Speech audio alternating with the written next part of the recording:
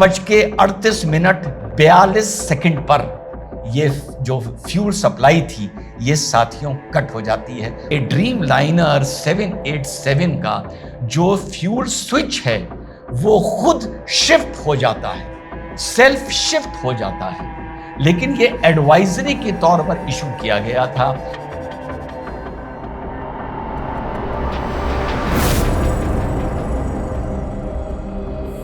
Hello नमस्कार, सत श्री अकाल, अस्सलाम वालेकुम। कैसे हैं जनाब? तो साहब, जो ड्रीम लाइनर AI 787 12 जून को अहमदाबाद में टेक ऑफ करते ही क्रैश कर गया था, उसकी प्राइमरी रिपोर्ट आ गई है। और सबसे पहले शौक के साथ मैं शुक्रिया करता हूं धीरज नैयर साहब का, जो DGCA के सर्टिफाइड एविएशन एक्सपर्ट हैं। उनसे हम उसमें रूबरू हुए थे। आइए पहले सुनते हैं कि उस वक्त एक्सीडेंट के 24 घंटे बाद उन्होंने अपनी क्या इंसाइट दी थी और उनकी इंसाइट कितनी सटीक बैठी है। नहीं सर, आप अगर इसको रनवे पे देखें और इसका फुल थ्रस्ट देखें उस टाइम पे, तो प्रॉपर SOPs फॉलो किए गए थे, स्टैंडर्ड ऑपरेटिंग प्रोसीजर्स जो होते हैं, और एयरक्राफ्ट जैसे नॉर्मल टेक ऑफ होता है वो नॉर्मल टेक ऑफ हुआ। This can be the main cause of fuel contamination, blockage of fuel और fuel starvation, technically of its own, और it is done purposely.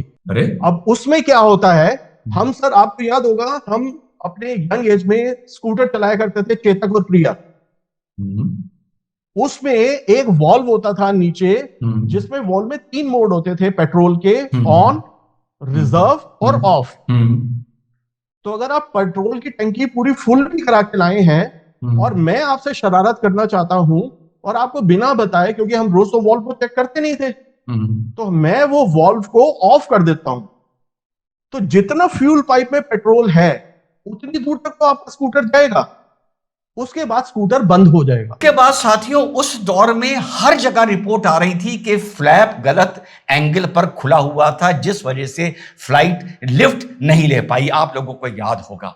So I am so obliged to mister Dheeraj Nair साहब as an expert, जो इन्होंने हमको insight दी थी जिस time में हर आदमी कह रहा था कि फ्लैप का एंगल गलत था। सुनिए, अगर हम कहें कि फ्लैप्स की जो स्पेकुलेशंस लगाई जा रही हैं, अगर मैं एज एन एविएशन एक्सपर्ट या अपने एविएशन एक्सपीरियंस से देखूं, तो मुझे फ्लैप्स 5 डिग्री पे दिख रहे हैं। तो साथियों, आपने सुना कि जो हमारे DGCA के सर्टिफाइड एक्सपर्ट हमारे साथ आए थे, मैंने इस मुद्दे पर अपना ओपिनियन बिल्कुल नहीं दिया था, धीरज नैयर साहब, उनका कैलकुलेशन या उनका प्रेजम्पशन कितना सही था। Yes, it was a matter of petrol starvation और फ्यूल स्टार्वेशन। और उस टाइम बहुत से लोगों ने यह कहा था कि क्या बात कर रहे हैं, आज से 30 साल पहले की टेक्नोलॉजी, चेतक स्कूटर को लेके आप ये इतने बड़े modern state of art plane के लिए बता रहे हैं। तो देखिए साथियों, कभी कभी एक सिंपल सी पुरानी टेक्नोलॉजी आज के इस मॉडर्न वर्ल्ड में भी कितने बड़े हादसे का सबब हो जाती है। साथियों, सिर्फ 32 सेकंड रहा ये प्लेन हवा में, और जिन लोगों ने एयर ट्रैवल किया है वो एयर ट्रैवल में साथियों 32 सेकंड का महत्व जानते हो। तो कॉल रिकॉर्डर में आ रहा है कि एक पायलट पूछता है कि क्या तुमने फ्यूल सप्लाई बंद की है, और दूसरे पायलट का जवाब आता है नहीं। तो अब उसके बाद फाइनल जो ट्रांसक्रिप्ट है सामने नहीं है, और उसके बाद फिर मेडे कॉल के बस हम क्रैश करने जा रहे हैं। तो मतलब ये अंदर की रिकॉर्डिंग साथियों सामने आई है। फ्लाइट की जो मॉनिटरिंग होती है, सॉफ्टवेयर कंट्रोल जो होता है, वो सीनियर पायलट करता है at the time of take off. वो कर रहे थे सुमीत सबरवाल साहब, जिनके पास 8200 आवर्स का एक्सपीरियंस था, अ वास्ट एक्सपीरियंस। और जो फर्स्ट ऑफिसर थे मिस्टर क्लाइव, वो फ्लाइट को हैंडल कर रहे थे, the stick was in his hand, और उनके पास 1100 आवर्स का एक्सपीरियंस था। टेक ऑफ और लैंडिंग के टाइम पे monitoring becomes more important rather than the stick in your hand या हैंडल इन योर हैंड। तो बिल्कुल स्टैंडिंग ऑपरेटिंग प्रोसीजर था, वो बिल्कुल परफेक्टली उसको फॉलो किया जा रहा था। और पूछा जाता है कि तुमने फ्यूल सप्लाई कट कर दी है। और रिपोर्ट में जो AAIB की आई है, एविएशन एक्सीडेंट इन्वेस्टिगेशन ब्यूरो की जो प्राइमरी रिपोर्ट सामने आई है, उसने बताया है कि जो फ्यूल सप्लाई थी, जो धीरज नायर भाई ने बताया था, वो रन मींस पेट्रोल आ रहा है, कट ऑफ यानी पेट्रोल रोक दिया गया है। रन से कट ऑफ के बीच में फ्लाइट टेक ऑफ करने के 3 सेकंड बाद कट ऑफ हो गई, शिफ्ट हो गई। 1:38:42 पर ये जो फ्यूल सप्लाई थी ये साथियों कट हो जाती है और एक पायलट दूसरे से पूछता है और 10 सेकंड बाद 1:38:52 पर फिर से इस सप्लाई को स्टार्ट किया जाता है, लेकिन तब तक प्लेन स्टॉल हो चुका था और साथियों देर हो चुकी थी। और इसी बीच जो रैट होता है, रैम एयर टर्बाइन, वो एक्टिवेट हो जाता है, लेकिन फ्लाइट इतना नीचे थी कि वो एक एक्स्ट्रा पावर वो नहीं दे पाता है। दोनों सप्लाई एक साथ बंद होती हैं 1:38:42 पर और दूसरी सप्लाई 0.7 सेकंड बाद बंद हो जाती है इंजन की। इसीलिए दूर से देखने के हम लोगों को लग रहा था कि एक साथ दोनों इंजन बंद हुए हैं, लेकिन दोनों में 0.7 सेकंड, लगभग आप इसको एक टाइम मान लें, और दोनों इंजन की सप्लाई साथियों बंद होती है और प्लेन क्रैश मोड में चला जाता है और पायलट मेडे बोलता है। यही सप्लाई अगर ज्यादा एल्टीट्यूड पर बंद हुई होती तो यही पायलट उसको रिकवर कर लेते, लेकिन फ्लाइट इतना नीचे था प्लेन कि ये साथियों रिकवर कर नहीं पाए। लेकिन एक चौंका देने वाली बात साथियों सामने आई है।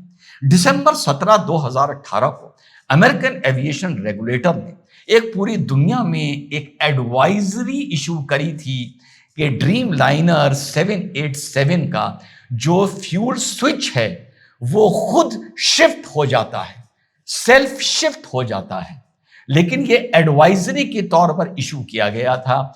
इस मारे अब ये रिपोर्ट्स बता रही हैं कि मेंटेनेंस बिल्कुल परफेक्ट था, फ्यूल में कोई अडल्ट्रेशन नहीं था, लेकिन उस टाइम सरसरी तौर पर इसको चेक किया गया सारी फ्लाइट्स में, और इसको जब ओके पाया गया तो इसकी इन डेप्थ स्टडी नहीं करी गई। और यही काम बोइंग ने किया कि उन्होंने भी इसको सरसरी तौर से देखा और 7 साल बाद उसी मुद्दे को लेकर ये इतना बड़ा हादसा देश को देखने को मिला है। और ताज्जुब की बात यह है कि 10 सेकंड बाद ये भी अभी चीज सामने नहीं आ पा रही कि पायलट्स ने इसको कट ऑफ से वापस रन पर किया या ये काम भी इसी फॉल्ट के मारे ऑटोमेटिक हुआ है, यानी run to cut automatic and cut to run back automatic, या ये काम पायलट्स ने किया है। तो साथियों इस बात को बस इसी तरह कंक्लूड करा जा सकता है कि मुझे यकीन है कि जो बोइंग है वो ब्लेम इधर शिफ्ट करेगा,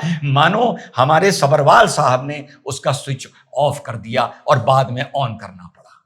लेकिन साथियों ये बहुत बड़ा मैटर है और इसमें बहुत बड़ा मैटर ऑफ इंटरनेशनल इन्वेस्टिगेशन है और बहुत बड़ा मैटर ऑफ कंपनसेशन है और बहुत बड़ी क्रिमिनलिटी है कि ये चीज़ अगर इन्वेस्टिगेशन में सामने आती है तो बोइंग को इसका जवाब देश को, दुनिया को, परिवार को देना पड़ेगा साथियों। और ये मैटर सिर्फ एक इस तरीके से कि हो गया, रन से कट ऑफ में चला गया, कट ऑफ से रन में आ गया, ये एक मुद्दा इस हल्के में नहीं छोड़ देना चाहिए। कट ऑफ से वापस 10 सेकंड के बाद रन में आया, यहां तो हम मान सकते हैं कि जल्दीबाजी में पायलट्स ने फिर से इसको रन में किया, लेकिन देर हो चुकी थी। लेकिन रन से जो कट ऑफ में गया, इसके लिए साथियों मेरे हिसाब से पूर्ण तौर पर बोइंग जिम्मेदार है।